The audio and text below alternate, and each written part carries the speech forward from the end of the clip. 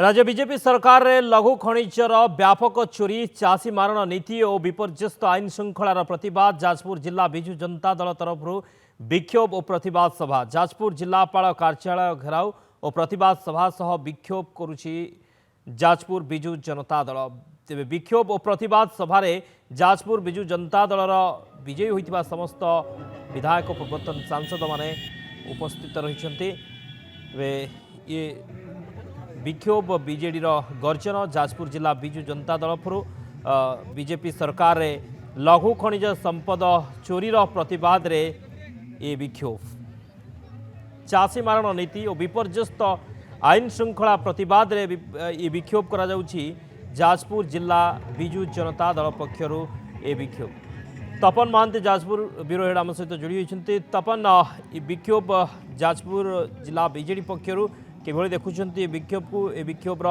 उद्देश्य कौन लक्ष्य कौन देखिए दीर्घ दिन पर आज जाजपुर बीजेडी सक्रिय होती आज यदि कहवा शक्ति गोटे प्रकार शक्ति प्रदर्शन करवा आज बीजेडी जिलापाल ऑफिस घेराव कर बीजेडी चाषी मान समस्या कहतु खनिज संपद दुरुपयोग कहतु जदि कहवा विभिन्न प्रकार जो समस्या बर्तमान जिले में गति कर बीजेडी घेराव कर पूर्वतन मंत्री कौन कह आज्ञा आज जो बीजेडी घेराव कर जिलापाल ऑफिस घेराव आज अभावन परिस्थिति देखा देगी सारा राज्य में जाजपुर जिले में भी परिस्थिति आज आज गोटे इमरजेंसी सिचुएशन आज आज अराजक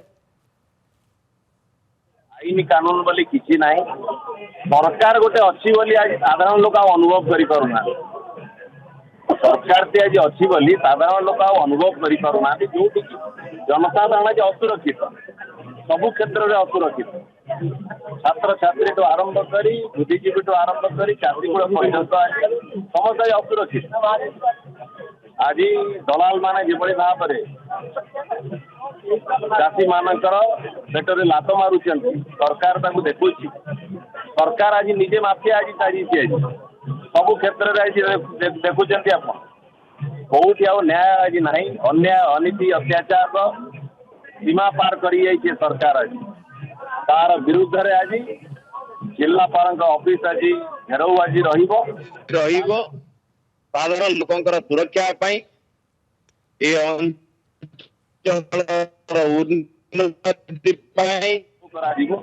निश्चित भाव में किभली ये सरकार आज शोई पड़ी सरकार लोक खोजिले सरकार कुआड़े गला बोली लोक खोजुंट जा सरकार कौटी अच्छी आम जिलापाल पचारू सरकार कौटी प्रशासन कौटी आज आज संपूर्ण भाव में प्रशासनिक अधिकारी माने जिलापाल ऑफिस नहीं आरआई ऑफिस पर्यंत ये माफिया आज कब्जा माफिया नियंत्रण करुँच तहसील office block office police station mafia आज कब्जा साधारण लोक आज न्याय पाई पारु नाही लुट चली आज माइनर मिनरल टू नहीं मेजर मिनरल पर्यंत आज तेणुक तार विरुद्ध रे आज जनसाधारण आज एकत्रित भाव में बिजु जनता दल आज जाजपुर जिलार समस्त जनसाधारण को लेकिन समर्थन आज देखुं आज हजार हजार संख्यार जो भाव में जनसमागम आज आपको आगामी दिन जवाब दवा पड़ो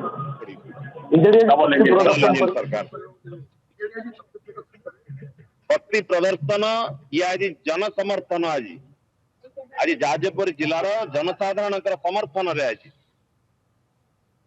जन आज जनसाधारण आदेश रही आम प्रति आज जाजपुर जिलार जनसाधारण आज छात्र युवक महिला मुरबी चाषी कूल समस्त आमको निर्देश देते रही आम सांगे जाके प्रश्न पचारे आज राज्य सरकार को प्रशासनिक अधिकारी मानक कहीं अन्याय कहीं अनीति ये भ्रष्टाचार कहीं आज जनसाधारण प्रश्न उत्तर दवा बाध्य हे सरकार देखिए कौन कहे आम प्रतिक्रिया ना आम सहित अच्छा सुजाता साहू जाजपुर विधायिका अच्छा कौन कहे आज देखिए आज जाजपुर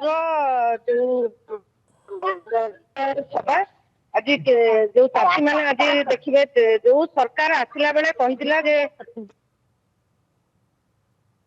ସରକାର ଆଜି ରାତିକି ଲୋକ ଖୋଜୁଛନ୍ତି ସରକାରଙ୍କୁ ରାଜରାସ୍ତାରେ ଆଜି ବସିଛନ୍ତି। ପ୍ରତ୍ୟେକ ମଣ୍ଡି ପାଖରେ ଚାଷୀମାନେ ବସିଛନ୍ତି। ଆଇନ ଶୃଙ୍ଖଳା ତ ବିପର୍ଯ୍ୟସ୍ତ। କାହିଁକି ନା ସାରା ଓଡ଼ିଶାରେ ଦେଖିବେ ଆଜି ଚାଷୀ ଆନ୍ଦୋଳନ ପାଖରୁ ଛାତ୍ର ଆନ୍ଦୋଳନ ପର୍ଯ୍ୟନ୍ତ ସବୁ ଆନ୍ଦୋଳନରେ ଚାଲିଛି। କିନ୍ତୁ ସରକାର କୌଣସି କଥା ନ ଶୁଣି ତାଙ୍କ ନିଦ ମଧ୍ୟ ଭାଙ୍ଗୁନାହିଁ। ତେଣୁ ଆଜି ଦେଖିବେ ପ୍ରତ୍ୟେକ କଥାରେ ଛାତ୍ରଟେ ହଉ, ଯୁବକଟେ ହଉ, ମହିଳାଟେ ହଉ, ଚାଷୀ ହଉ, ପ୍ରତ୍ୟେକ ହଉଛି ସମସ୍ତେ ସଙ୍କଟରେ ଅଛନ୍ତି। ଆଜି ବିଜୁ ଜନତା ଦଳ ଚାଷୀଙ୍କ ସାଙ୍ଗରେ ଥିଲେ, ଲୋକଙ୍କ ସାଙ୍ଗରେ ଥିଲେ, ଲୋକଙ୍କ ସ୍ୱର ହେଇ ଲୋକଙ୍କୁ ନ୍ୟାୟ ଦଉଥିଲେ। ଆଜି ମଧ୍ୟ ସେଇ ବିଜୁ ଜନତା ଦଳର ଆଜି ପ୍ରତିବାଦ ସଭା ଲୋକଙ୍କର ସ୍ୱର ହେଇ ସବୁବେଳେ ସେ ସରକାରଙ୍କ ପାଖରେ ପହଞ୍ଚିବ ଦାବି ନେଇ, ଆଉ ପ୍ରଶାସନ ପାଖରେ ମଧ୍ୟ ଦାବି ନେଇ ପହଞ୍ଚିବ। ଦେଖିବେ ଯେମିତି ଶକ୍ତି କହୁଥିଲେ ପ୍ରଶାସନ ପାଖରେ ପହଞ୍ଚିବ ଦାବି ରଖିବେ। ମ୍ୟାଡାମ କଣ କହିବେ? ଆମ ସହିତ ଅଛନ୍ତି ପୂର୍ବତନ ସାଂସଦ ଶର୍ମିଷ୍ଠା ସେଠୀ ଅଛନ୍ତି। ମ୍ୟାଡାମ କଣ କହିବେ? ଦୀର୍ଘ 2 ବର୍ଷର ସରକାର ହେଲାଣି, ଆଜି ହଠାତ୍ ବିଜେଡିର ଏଇଭଳି ଯୋଉ ପ୍ରତିବାଦ କଣ ପାଇଁ? ସରକାରଙ୍କର ଅପାରଗତା ଅରାଜକତା ଅନ୍ୟାୟ ବିରୁଦ୍ଧରେ ବିଜୁ ଜନତା ଦଳ ରାଜରାସ୍ତା ଆପଣ ଦେଖିବେ ବିଜେପି ସରକାର କୃଷକମାନଙ୍କ ନ୍ୟାୟ ଭୋଟକୁ ଦମନ କରୁଛି। ଟୋକନ ବ୍ୟବସ୍ଥାର ଅବ୍ୟବସ୍ଥା କଥା କୁହନ୍ତୁ, ମଣ୍ଡିରେ ଧାନ ଯାଇପାରୁନି। ଯୋଉ ଆମର ବିଜୁ ଜନତା ଦଳ ସରକାର ସମୟରେ ଧାନ କିଣା ବିକା ସିଷ୍ଟମ ହେଲା ତା ଆଜି ପୁରାପୁରି କୋଲାପ୍ସ ହେଇଯାଇଛି। କେବଳ କୃଷକମାନଙ୍କ କଥା କାହିଁ କହିବି, ସବୁଆଡେ ଅରାଜକତା ଚାଲିଛି, ଲ ଆଣ୍ଡ ସିଚୁଏସନ ବିଜୁଳି ପଡୁଛି। ମା ମାନଙ୍କ କଥା କୁହନ୍ତୁ, ଆମ ସମାଜ କୁହନ୍ତୁ, ସମସ୍ତେ ଆଜି ହତଶତ ହଉଛନ୍ତି। ଏଠି ଚୋରିର ରାଜ ଚାଲିଛି। ପ୍ରଥମେ ଭୋଟ ଚୋରି କଲେ, ଚାକିରି ଚୋରି, ମା ମାନଙ୍କ ସମ୍ମାନ ଚୋରି, ଯୁବ ସମାଜର ଅଭିମାନ ଚୋରି, ଏବେ ଚାଲିଛି ବାଡ଼ି ଚୋରି, ଖାଦାନ ଚୋରି, ପଥର ଚୋରି, ଖଣିଜ ପଦାର୍ଥର ଚୋରି। ତେଣୁ ଏଇ ସବୁ ଅରାଜକତା, ଏଇ ଲ ଆଣ୍ଡ ସିଚୁଏସନର ଅବ୍ୟବସ୍ଥା ପାଇଁ ଆଜି ବିଜୁ ଜନତା ଦଳ ଯିଏ ସବୁବେଳେ ଲୋକଙ୍କ ସହିତ ରହିଥିଲେ, ଆଜି ଆମର ନେତା ନବୀନ ପଟ୍ଟନାୟକ ମହୋଦୟଙ୍କର ନିର୍ଦ୍ଦେଶ କ୍ରମେ ଆଜି ଆମେ ଲୋକଙ୍କ ପାଇଁ ପୁଣି ବାହାରିଛୁ ରାଜରାସ୍ତାକୁ ଏବଂ କଲେକ୍ଟରେଟ୍ ପାଇଁ ଘେରାଉ କରାଯିବ। ପ୍ରଶାସନ ଏଥିପାଇଁ ଉତ୍ତରଦାୟୀ ଯେ ପ୍ରଶାସନ ଏଥିରେ ପୁରା ଚୁପ୍ ହେଇ ବସିଛି।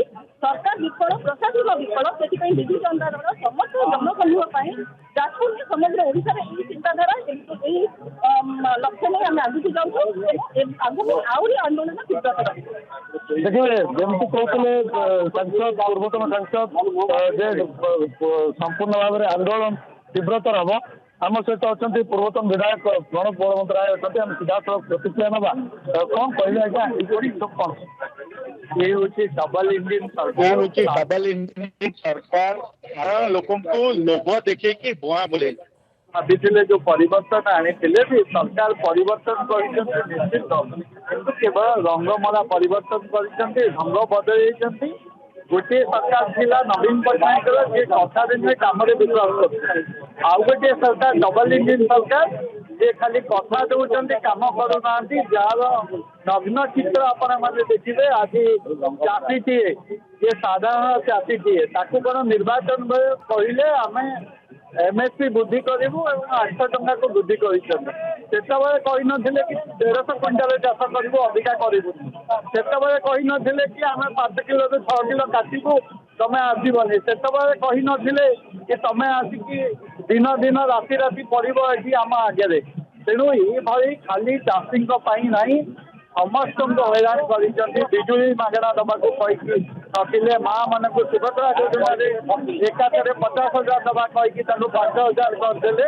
ଏବଂ ବିଶେଷ କରି ଆଜି ରାଜ୍ୟରେ ସାଧାରଣ ଲୋକଙ୍କ ପାଇଁ କାମ ତ କରୁନାହାନ୍ତି, ଚାଷୀ ପାଇଁ କାମ କରୁନାହାନ୍ତି। ଗାଁରୁ ନେଇ ଭୁବନେଶ୍ୱର ପର୍ଯ୍ୟନ୍ତ ସେଇ ଲୁଟିବାରେ ବ୍ୟସ୍ତ ଅଛନ୍ତି। କୋଉଠି ବ୍ଲକରୁ ଲୁଟିଲେଣି, କୋଉଠି ଖଣିରୁ ଲୁଟିଲେଣି। ସେଇ ପ୍ରତିବାଦରେ ଯାଜପୁରର ଜନତା ଆଜି ଏକାଠି ହେଇଛି। ଦେଖିବେ ଯେମିତି କହୁଥିଲେ ଯାଜପୁର ଜିଲ୍ଲାରେ ଆଇନ ଶୃଙ୍ଖଳା ବିପର୍ଯ୍ୟସ୍ତ ଅଛି ଏବଂ ଯଦି କହିବା DMF ଫଣ୍ଡ ବି ସଠିକ ଭାବରେ ଉପଯୋଗ ହୋଇପାରୁନାହିଁ। ଆମ ସହିତ ଅଛନ୍ତି ଜିଲ୍ଲା ସଭାପତି ସରୋଜ ମହାପାତ୍ର ଅଛନ୍ତି। ସିଧାସଳଖ ପ୍ରତିକ୍ରିୟା ନେବା। କଣ କହିବେ? ଆଜି ଯୋଉ ପ୍ରତିବାଦ ସଭା ହେଉଛି, ସେ ପ୍ରତିବାଦ ସଭା କଣ ପାଇଁ ଆୟୋଜନ କରାଯାଇଛି ଆଉ ଏଥିରେ କେତେ ସଂଖ୍ୟାର ଲୋକ ଯୋଗଦାନ? ପ୍ରତିବାଦ ସଭା ହେଇଛି। ପ୍ରତିବାଦ ସଭା କଣ ପାଇଁ ଏ ପ୍ରତିବାଦ ସଭା ହେଇଛି? ଏ ଯୋଉ ପ୍ରତିଶ୍ରୁତି ଦେଇଥିଲା, ଆଜି ଚାଷୀ ହତାଶରେ ପଡିଛନ୍ତି। ଧାନ ଏପର୍ଯ୍ୟନ୍ତ ଯାଇପାରୁନାହିଁ। ପ୍ରତ୍ୟେକ ସୋସାଇଟିରୁ 3 ଗାଡି 4 ଗାଡି ଗଲା ପରେ ଧାନ ଯାଇପାରୁନି। ଚାଷୀମାନେ ଧାନ ଧରିକି ଘରେ ବସିଛନ୍ତି। ଏବଂ ଯେତିକି ସେମାନଙ୍କର କୋଟା ଆସିବା କଥା ତା ଦୂର ମଧ୍ୟ କମି ଯାଇଛି। ଯାହାଫଳରେ ଚାଷୀଙ୍କ ମନରେ ଯୋଉ ହତାଶ ମନୋଭାବ ଆସିଛି ଯାହାକି ଆପଣ ଏଠି ପରିଲକ୍ଷିତ କରୁଥିଲେ। ଗୋଟିଏ ସାଧାରଣ ଡାକ୍ତର ବିଜୁ ଜନତା ଦଳ ଡାକ୍ତରରେ ଆଜି ହଜାର ହଜାର ଚାଷୀ ହଜାର ହଜାର ଲୋକ କେମିତି ଆସି ପହଞ୍ଚିଛନ୍ତି। ଆଉ ଯାଜପୁର ଜିଲ୍ଲାରେ ଯୋଉ ଖଣି ଖାଦାନ ଲୁଟ୍ ଚାଲିଛି, ଯୋଉ ଆଇନ ଶୃଙ୍ଖଳା ପରିସ୍ଥିତିର ବିପର୍ଯ୍ୟସ୍ତ ଘଟିଛି, ଏଥିପାଇଁ ଆଜି ସରକାରକୁ ଚେତାଇ ଦେବା ପାଇଁ ବିଜୁ ଜନତା ଦଳ ଡାକରା। देखिए जमी सभापति कहते जे चाषी कूल आज हाहाकार अच्छी आम सीधासख आलोचना करवा पूर्वतन जिला सभापति अच्छा नरेश महांती आम सीधासख आलोचना करवा कौन कह आज्ञा ये जो आंदोलन आज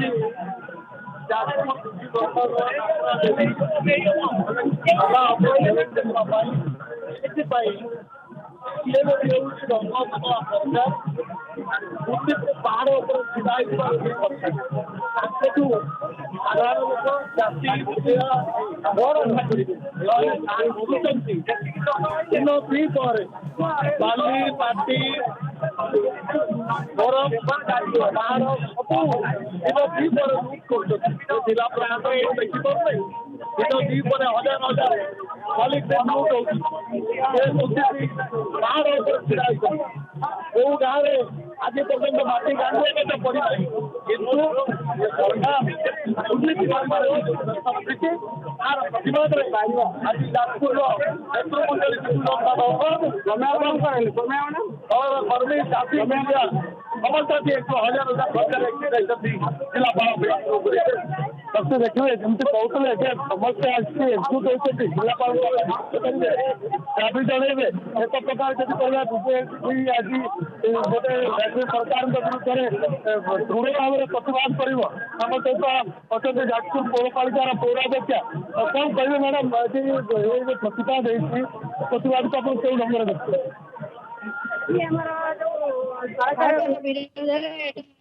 ଚାଲିଛି ଜାଣନ୍ତି ଆମର ଏବେ ସରକାର ଗୁଣ୍ଡା ରାଜ ଚଲେଇଛନ୍ତି। ତା ସହିତ ମା ମାନେ ସୁରକ୍ଷା ନାହାନ୍ତି। ମା ମାନେ ବି ସମ୍ମୁଖୀନ ହଉଛନ୍ତି ଏବଂ ତାଙ୍କର ଗୋଟେ ଦାବି ରହୁଛି ଯିଏ ଆମ ପାଖକୁ ଆସିବ ଆମେ ତାଙ୍କୁ କାମ ଯୋଗାଇବୁ ବା କାମ ଦେବୁ। ଯିଏ ଆମ ପାଖକୁ ନ ଆସିବ ତାଙ୍କ ସହିତ ସେ ଗୁଣ୍ଡା ରାଜ କରୁଛନ୍ତି। ଯେମିତି ସିଏ ତାଙ୍କ ପାଖକୁ ଯିବେ ଏଇଭଳିଆ ବହୁତ ଗୁଣ୍ଡା ରାଜ କରୁଛନ୍ତି। ଯେମିତି କି ଆମ ଅଫିସରେ ବି କାମ ଦଉନାହାନ୍ତି କାରଣ ଆମର ବିଜେଡି ଅଛନ୍ତି ବୋଲି 18 ସେଥିପାଇଁ ଆମ ଅଫିସ ବି କାମ ଦଉନାହାନ୍ତି। ସେ ବହୁତ ଗୁଣ୍ଡାରାଜ କରୁଛନ୍ତି। देखिए जमी कहते विभिन्न अफिस ठार दफ्तर पर्यंत सबुठार मेरी राय चली आम सीधा सड़क आलोचना करवा आम सहित किसी कर्मी अच्छा कौन कहे आज आज आम सहित अच्छा भाटनगर काउनसिलर अच्छा कौन कहे आज कौन देखो आज जो विक्षोभ जाजपुर जिलू आरंभ होती देखिए यह समग्र ओडिशा आगामी दिन थी कारण आज जो मुद्दा लघु खनिज आपणकर देखु मन इच्छा चोरी कर सामिल सब सामिल मन इच्छा दिन दीपर चोरी चलती आउ देखु चाषी अंतशत धान दे पारे मिलर मना कर धान नमुन कारण सिस्टमेटिक भूल टोकन बांटा सिस्टम टोटाल भूल मिलर कौन मो पत्र संपूर्ण धान अच्छी मुझे आज्ञा चाषी उठे पारि आउ दुर्नीति आपण देखो दुर्नीति क्यों चली आईन श्रृंखला विपर्य आम खोलाखोली कहूँ आम विरोध करुँ। आज यह जाजपुर जिलू आरंभ होती आगामी दिन में ये सारा ओडिशा व्यापक रहा मैंने भी देखिए जनसाधारण सचेतन हूँ आम आसतु एक सुस्थ सरकार गढ़ा सब पदक्षेप नवा देखिए जमी कहते सुस्थ समाज सुस्थ सरकार गढ़ा पदक्षेप नवा आम सहित अच्छा जिला परिषद सभ्य अच्छा कौन कहे आज जो कलेक्टर ऑफिस घेरिबा को जाऊछु जेहेतु चाषी भाई को पठाउछु जे हमको पेटर दाना देकिरी आज पर्यंत बंचाई रखुछन जदि आमे तांको पेट को लात मारिबा आमे मरिबा सहित समान। आज जो सरकार कहते आमे लोकों का सरकार हमको चाषी भाई माने वोट देछंती केमिति से सरकार आखि खाई के अंध साजुछंती। आज चाषी भाई जे चाष पाखरे कांदुची धान पाखरे कांदुची तार धानटी आज सोसाइटी रू जाई पारु नै। आज टोकन लॉस करि जाउची चाषीटी आज कांदुची आज आत्महत्या करबा पर्यंत से कथा चली जाउची। ଯାଉଛି। ଆଜି ଅନ୍ଧ ସରକାର ଭାରତୀୟ ଜନତା ପାର୍ଟିର ସରକାର କେମିତି ଭାବରେ ଚାଷୀ ସହିତ ସେ ଖେଳିବାକୁ ଚେଷ୍ଟା କରୁଛି। ଆଜି ସେଥିପାଇଁ ଆମେ ହଜାର ହଜାର ବିଜୁ ଜନତା ଦଳର କର୍ମୀ ମାନେ ଚାଷୀ ଭାଇଙ୍କ କଥାକୁ ଉଠେଇବା ପାଇଁ ଆମେ ଜିଲ୍ଲା ରାଜ୍ୟପାଳ ଜିଲ୍ଲାପାଳଙ୍କ ଅଫିସ ଆମେ ଘେରାଉ କରିବାକୁ ଆସିଛୁ। ଜିଲ୍ଲାପାଳ ଯଦି ଏହାର ସଠିକ ଭାବରେ ଯଦି ପଦକ୍ଷେପ ନ ନିଅନ୍ତି ନିହାତି ଭାବରେ ରାଜରାସ୍ତାରେ ବିଜୁ ଜନତା ଦଳର ସମସ୍ତ କର୍ମୀ ମାନେ ଓହ୍ଲାଇବାକୁ ଆମେ ପଛେଇବୁ ନାହିଁ। ଦେଖିବେ ଯେମିତି କହୁଥିଲେ ରାଜରାସ୍ତାକୁ ଓହ୍ଲେଇବେ ଆଗାମୀ ଦିନରେ କର୍ମୀ ମାନେ ଯଦି ସରକାର ଉଚିତ ଢଙ୍ଗରେ ଚାଷୀ ମାନଙ୍କର ଦାବି ଏବଂ ମାନେ ଯୋଉ DMF ଫଣ୍ଡର ସଦୁପଯୋଗ ଏବଂ ଜିଲ୍ଲାରେ ପଡିରହିଥିବା କାମ କୁହନ୍ତୁ ସବୁଗୁଡ଼ିକ ଯଦି ସଠିକ ଭାବରେ ନ କରାଯାଏ ତାହେଲେ ଆଗାମୀ ଦିନରେ ଏହି ଆନ୍ଦୋଳନ ହବ। ଆମ ସହିତ ଅଛନ୍ତି ମହିଳା କାଉନ୍ସିଲର ଅଛନ୍ତି ଯାଜପୁର ପୌରପାଳିକାର କଣ କହିବେ? ଜୟ ଜଗନ୍ନାଥ। ମୁଁ ଜଣେ ବିଜୁ ଜନତା ଦଳର କର୍ମୀ। ଆଜିର ଯୋଉ ସରକାରଙ୍କର ଯୋଉ ଦରଦାମ ବୃଦ୍ଧି ଚାଷୀ କୂଳ ଯୋଉ ହଠାତ୍ ହେଇଛି। ଗୋଟେ ରୋଷେଇ ଘରେ ଗୋଟେ ମା ତା ହାଣ୍ଡିଶାଳକୁ କେତେ ବାଧୁଛି। ଆଜି ନାରୀ ଅସୁରକ୍ଷିତ। ପ୍ରତିଦିନ ନାବାଳିକାର ଗଣଧର୍ଷଣ ଚାଲିଛି। ସର୍ବୋପରି କହିବାକୁ ଗଲେ ଆଇନ ଶୃଙ୍ଖଳା ବର୍ତ୍ତମାନ ସମ୍ପୂର୍ଣ୍ଣ ଭାବରେ ବିପର୍ଯ୍ୟସ୍ତ ହୋଇ ପଡୁଛି। ତେଣୁ ଏ ସରକାରଙ୍କୁ ଆମେ ଚେତାଇ ଦେବା ପାଇଁ ଚାହେଁ। ଆପଣ 2 ବର୍ଷ ହେଲା ଆସିଲେଣି, କଣ ଆପଣ ମାନେ କରୁଛନ୍ତି?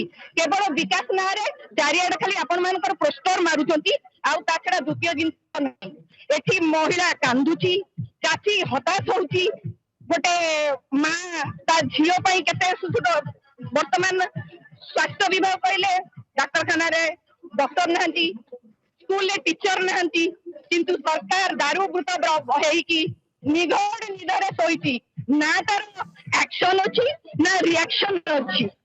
ତେଣୁ ବର୍ତ୍ତମାନ ଆମେ ସରକାରଙ୍କୁ ଯୋଉ ନିଦରୁ ଉଠେଇବା ପାଇଁ ଆଜି ବିଜୁ ଜନତାର ହଜାର ହଜାର କର୍ମୀ ଆମେ ଏକଜୁଟ ହେଇଛୁ। ସରକାରଙ୍କ ମାଧ୍ୟମରେ ଜିଲ୍ଲା ପ୍ରଶାସନ ମାଧ୍ୟମରେ ଆମେ ସରକାରଙ୍କୁ ଚେତାଇ ଦେବା ପାଇଁ ଚାହୁଁଛୁ। ଖୁବ ଶୀଘ୍ର ଯଦି ସମ୍ପୂର୍ଣ୍ଣ ରୂପେ କୌଣସି କାର୍ଯ୍ୟାନୁଷ୍ଠାନ ଗ୍ରହଣ ନ କରନ୍ତି, ଯଦି ଆଇନ ଶୃଙ୍ଖଳାକୁ ନିଜ ନିୟନ୍ତ୍ରଣ ଭିତରେ ନ ରଖନ୍ତି, ତାହେଲେ ଏ ବିଜୁ ଜନତା ଦଳ ରାଜରାସ୍ତାକୁ ଓହ୍ଲେଇବ ଆଉ ତାର ଚରମ ପନ୍ଥା ଗ୍ରହଣ କରିକି ଜନସାଧାରଣଙ୍କୁ କେମିତି ନ୍ୟାୟ ମିଳିବ ସେଥିପ୍ରତି ଯତ୍ନବାନ ହେବା ପାଇଁ ଆଜିର ଏ ବିକ୍ଷୋଭ ପ୍ରଦର୍ଶନ କରାଯାଉଛି। ଯେମିତି କହୁଥିଲେ ସମସ୍ତଙ୍କ ମନରେ ଯୋଉ ଦୀର୍ଘ 2 ବର୍ଷର ଯୋଉ କ୍ଷୋଭ ଥିଲା ଆଜି ତା ପରିପ୍ରକାଶ ହଉଛି କର୍ମୀ ମାନଙ୍କର। ଆମ ସହିତ କିଛି ଯୁବ କର୍ମୀ ଅଛନ୍ତି, କଣ କହିବେ ଭାଇ ଆଜି ଯୋଉ ଆସିଛନ୍ତି এইଭଳିଆ ଯୋଉ ବିକ୍ଷୋଭକୁ କଣ କହିବେ? ବିକ୍ଷୋଭ ମାନେ ମନ ଭିତରେ ଆମେ ବହୁତ କ୍ଷୋଭ ଅଛି। ଆମ ଯାଜପୁର ଯୋଉ ରେଟ୍ ଆମେ ଇମ୍ପ୍ରୁଭ କରି ଚାଲିଛୁ ସେ ଯୋଉ ଫୁଲଷ୍ଟପ୍ ବସି ଯାଇଛି। ଯେବେଠୁ ବିଜେପି ସରକାର ଆସିଛି ଗୋଟେ ଫୁଲଷ୍ଟପ୍ ବସି ଯାଇଛି। ଆମ ମନ ଭିତରେ ବହୁତ କ୍ଷୋଭ ଅଛି। ବର୍ତ୍ତମାନ ଆମେ ଯାଜପୁର ଯେତେ ସୁନ୍ଦର ଗଢିବାକୁ ଚାଲିଛୁ ସେ ଆଶା ଆମର ଲାଗୁଛି ଭାଙ୍ଗିଗଲା ଭଳିଆ, ପୁରା ହେଇପାରିବନି। ସେଇ ଇଏରେ ଆମେ ଆଜି ଚାଷୀ ମାନଙ୍କ ଦୁଃଖ ଆମ ନିଜ ମାନଙ୍କର ଦୁଃଖ ଇଏ କରିବା ପାଇଁ ଆସି ଆଜି କଲେକ୍ଟର ଅଫିସ୍ ପାଖକୁ ଆମେ ଯିବୁ। ସତୀ ଯେମିତି କହୁଥିଲେ ଦେଖିବେ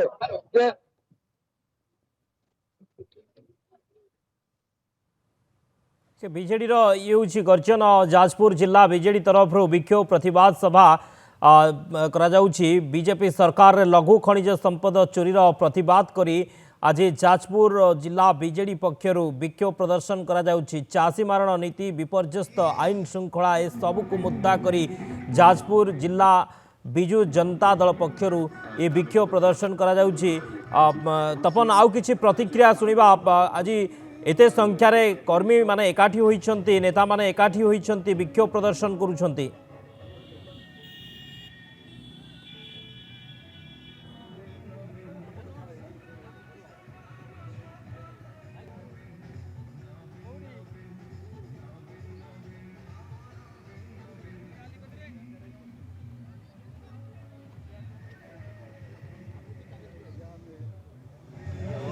राज्य रे बीजेपी सरकार रे चाषी मारण नीति, लघु खनिज संपदर लुट एवं विपर्यस्त आईन श्रृंखला या प्रतिवाद करी विक्षोभ प्रदर्शन करा जाउछि। जाजपुर रे बिजु जनता दल पक्षर विक्षोभ प्रदर्शन करा जाउछि। जिल्लार समस्त बिजु जनता दलर समस्त विधायक जो माने बिजु जनता दलर विधायक रहिछन्ति एवं कर्मी समस्त एकाठी होइछन्ति। ବିଜେଡିର ତୁଙ୍ଗ ନେତା ମାନେ ଆସିକି ପହଞ୍ଚି ଗଲେଣି। ଆଉ ଅଳ୍ପ ସମୟ ମଧ୍ୟରେ ଶକ୍ତି ବାହାରିବେ। ସିଧାସଳଖ ଆମେ ପ୍ରତିକ୍ରିୟା ନେବା। ପ୍ରମିଳା ମଲ୍ଲିକ ମ୍ୟାଡାମ ଅଛନ୍ତି। ମ୍ୟାଡାମ କଣ କହିବେ ଆଜି ଯୋଉ ବିକ୍ଷୋଭ, ଏ ବିକ୍ଷୋଭ କଣ ପାଇଁ ଆଉ ବିକ୍ଷୋଭର ମୂଳ ଉଦ୍ଦେଶ୍ୟ କଣ ରହିଛି? ଆପଣମାନେ ସମସ୍ତେ ଜାଣିଛନ୍ତି ବର୍ତ୍ତମାନ ସରକାର ଆସିବା ପୂର୍ବରୁ ଯୋଉ ପ୍ରତିଶ୍ରୁତି ଦେଇଥିଲେ କୃଷକ ମାନେ 3100 ଟଙ୍କା ଧାନ କୁଇଣ୍ଟାଲ କଠିନ ଚାଟିଣି ହବ ନାହିଁ, କୃଷକ ମାନେ ସବୁ ପ୍ରକାର ସୁବିଧା ସୁଯୋଗ ଦେବେ। ବର୍ତ୍ତମାନ ଆପଣ ଦେଖୁଛନ୍ତି ପ୍ରତ୍ୟେକ ମଣ୍ଡିରେ ଧାନ ଗଦା ହେଇଛି, ଧାନ ସରକାର ଠିକ ସମୟରେ ନଉନାହାନ୍ତି ଏବଂ ଉଚିତ ମୂଲ୍ୟ ଚାଷୀ ମାନେ ପାଉନାହାନ୍ତି। ଯୋଉ କଠିନ ଚାଟିଣି କଥା କହିଥିଲେ 10 କେଜିରୁ ଅଧିକା ଚାଷୀଙ୍କର କଠିନ ଚାଟିଣି ହଉଛି ଏବଂ ସରକାର କୌଣସି ନଜର ଦଉନାହାନ୍ତି। ଆମ ଜିଲ୍ଲାର ମନ୍ତ୍ରୀ ଅଛନ୍ତି, କୋଅପରେଟିଭ ମିନିଷ୍ଟର, ସିଏ ନଜର ଦଉନାହାନ୍ତି, ସପ୍ଲାଇ ମିନିଷ୍ଟର ସିଏ ନଜର ଦଉନାହାନ୍ତି। ସରକାରଙ୍କର କୌଣସି ନିଘା ନାହିଁ ଚାଷୀଙ୍କ ପ୍ରତି। ଚାଷୀ ବର୍ତ୍ତମାନ ରାଜରାସ୍ତାରେ ଧାନ ଥୋଇକି ବିକ୍ରି କରିପାରୁନାହାନ୍ତି। ଅଧିକ ପରିମାଣରେ ଧାନ ଉତ୍ପାଦନ କରିଥିଲେ ଯୋଉ ଆଶାରେ, ସେ ଆଶା ତାଙ୍କର ଆଜି ବିଫଳ ହୋଇଛି। ସରକାର ଚାଷୀଙ୍କୁ ଧୋକା ଦଉଛନ୍ତି। ତାଙ୍କର ପ୍ରତି କୁଇଣ୍ଟାଲରେ 10 କେଜିରୁ ଉର୍ଦ୍ଧ୍ୱ ଧାନ କଟା ହଉଛି ଏବଂ ଚାଷୀଙ୍କୁ ଉଚିତ ମୂଲ୍ୟ ଦିଆଯାଉ ନାହିଁ। ସେଇଥିପାଇଁ ଆମେ ଆଜି ସମସ୍ତ ବିଜୁ ଜନତା ଦଳ କର୍ମୀ ମାନେ, ବିଜୁ ଛାତ୍ର ଜନତା, ମହିଳା ଜନତା, କୃଷକ ଜନତା, ସମସ୍ତ ୱିଙ୍ଗର ଲିଡର ମାନେ ଏବଂ ସବୁ ବିଧାୟକ, ପୂର୍ବତନ ବିଧାୟକ ସମସ୍ତେ ଆଜି ଆମେ ମିଶିକି ଜିଲ୍ଲାପାଳଙ୍କୁ ଆମେ କହିବୁ, ଆମର ଦୁଃଖ କହିବୁ ଏବଂ ଜିଲ୍ଲାପାଳ ଅଫିସ ଘେରାଉ କରିବୁ। ଯଦି ସେ ନ ଶୁଣନ୍ତି, ଏ କଥା ଯଦି ତାଙ୍କ କାନରେ ନ ପଡେ, ପୁଣି ଆମେ ତହସିଲ ବ୍ଲକ ଘେରାଉ କରିବୁ, ରାଜରାସ୍ତା ରୋକ କରିବୁ ଏବଂ ତାଙ୍କୁ ଉଚିତ ମୂଲ୍ୟ ନ ମିଳିଲା ପର୍ଯ୍ୟନ୍ତ ଚାଷୀ ମାନଙ୍କୁ ଆମେ ତାଙ୍କୁ ଭଲରେ ଖୁଆଇ ଦବୁ ନାହିଁ ସରକାର। ଦେଖିବେ ଯେମିତି ଶକ୍ତି କହୁଥିଲେ ଯେ ସିଧାସଳଖ ଆମେ ଆଲୋଚନା କରିବା। ମହାନ ସମ୍ପାଦକ କଣ ପ୍ରକାଶ ଦାସ ଅଛନ୍ତି, କଣ କହିବେ ଆଜ୍ଞା? ଦେଖିବେ ଆମ ସହିତ ଅନ୍ୟ କର୍ମୀମାନେ ମଧ୍ୟ ଅଛନ୍ତି, ଆମେ ଆଲୋଚନା କରିବା। ଆଜି ଯୋଉ ବିକ୍ଷୋଭ ଆସିଛନ୍ତି, କଣ ପାଇଁ ଆସିଛନ୍ତି ବିକ୍ଷୋଭ? ବିକ୍ଷୋଭ କଣ? ଚାଷୀମାନଙ୍କ ପ୍ରତି ଯୋଉ ଅବହେଳା କରିছে ସରକାର, ସେଥିପାଇଁ ଯୋଉ କଥା ଦେଇକି କଥା ପୂରଣ କରୁନାହାନ୍ତି ସରକାର, ସେଥିଲାଗି ଆମେ ଅବରୋଧ କରିବା ପାଇଁ ସମ୍ପୂର୍ଣ୍ଣ ଅବହେଳା ଧାନର। ବର୍ତ୍ତମାନ ଏ ସରକାର ପିରିୟଡରେ ଆମେ ବର୍ତ୍ତମାନ ଚାଷୀ ମାନେ ଯୋଗ ଦେଇଛୁ ଏଥିରେ। ସରକାର ପିରିୟଡରେ 5 କିଲୋ 7 କିଲୋ କଠିନ ଚାଟିଣି 30 ଟଙ୍କା ନେଉଛନ୍ତି ମୋଟ ଉଠେଇବା ପାଇଁ। ତା ସତ୍ତ୍ୱେ ବି ଏପର୍ଯ୍ୟନ୍ତ ଧାନ ଯାଇନି। ଧାନ ଗୋଟିଏ ବି ଘରେ ମାନେ ମୂଷା କାଟି ସବୁ ସଫା କରୁଛନ୍ତି। ତେଣୁ ଆମେ ସେଇଥିପାଇଁ ପ୍ରତିବାଦ କରିବାକୁ ଚାହୁଁଛୁ, ଯେତେ ଶୀଘ୍ର ପାର ଆମ ଧାନ ମାନେ ଉଠାଯାଉ, ଆମର ହକ୍ ଦାବି ଯାହା ଅଛି ପଇସା ଆମକୁ ଦିଆଯାଉ। କିନ୍ତୁ ଯେମିତି ସମସ୍ତେ ଚାଷୀ ଠାରୁ ଆରମ୍ଭ କରିକି ଯୁବ ଛାତ୍ର ସମସ୍ତଙ୍କର ଗୋଟିଏ କଥା କହିବାର ଅଛି ଯେ ରାଜ୍ୟ ସରକାର ଯୋଉ ବିଭିନ୍ନ ପ୍ରକାର ବିଫଳତାର ଚରମ ସୀମାରେ ପହଞ୍ଚିଛନ୍ତି, ତାକୁ ନେଇକି ଆଜିର ପ୍ରତିବାଦ ସଭା କଣ କହିବେ? ଆଜି ଯୋଉ ପ୍ରତିବାଦ ସଭା ହଉଛି, ସେ ପ୍ରତିବାଦ ସଭାକୁ ଆପଣ କେଉଁ ଢଙ୍ଗରେ ଦେଖୁଛନ୍ତି? ଆଜ୍ଞା, ପ୍ରତିବାଦ ସଭାଟା ଯୋଉ ହଉଛି, ଯୋଉ ବିଜେପି ସରକାରଙ୍କର ଯୋଉ କାର୍ଯ୍ୟକଳାପ ଉପରେ ଆମେ ତ ପ୍ରତିବାଦ କରୁଛୁ। ସେଇ ଯୋଉ ମିଛ ପ୍ରତିଶ୍ରୁତି ଦେଇକି ଲୋକଙ୍କୁ ଆସିଥିଲେ, ସେ କୌଣସି କାର୍ଯ୍ୟକୁ କରିପାରୁନାହାନ୍ତି।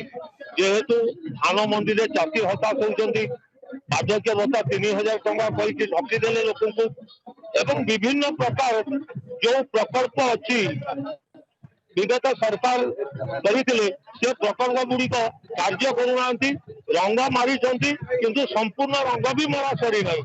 ଯେତିକି ପଇସା ସେ ରଙ୍ଗ ମରାରେ ଖର୍ଚ୍ଚ କଲେ, ଯଦି ନୂତନ ପ୍ରକଳ୍ପରେ କିଛି ଖର୍ଚ୍ଚ କରିଥାନ୍ତେ ତାହେଲେ ଆଗେଇ ଯାଇଥାନ୍ତା। ତେଣୁ ତାଙ୍କର ବିଭିନ୍ନ ସବୁ ପ୍ରକାର କାର୍ଯ୍ୟକ୍ରମର ବିଫଳତାକୁ ନେଇ ଆଜି ଆମେ ଏକ ପ୍ରତିବାଦ ସଭା କରିଅଛୁ।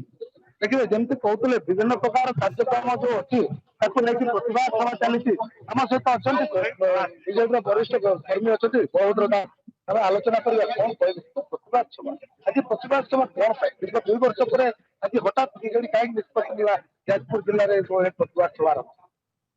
ଆପଣ ଯୋଉ କଥା ପଚାରିଲେ ପ୍ରତିବାଦ ସଭା, ସେଥିରେ ମୁଁ ଏକମତ। କିନ୍ତୁ ଯୋଉ କହିଲେ ହଠାତ୍ ନେଲା, ବିଜେଡି ଦଳ ହଠାତ୍ ନେଇନି। ଇଏ ହଉଛି ଓଡିଶା ଜନସାଧାରଣଙ୍କର ଆକ୍ରୋଶର ସମୟ।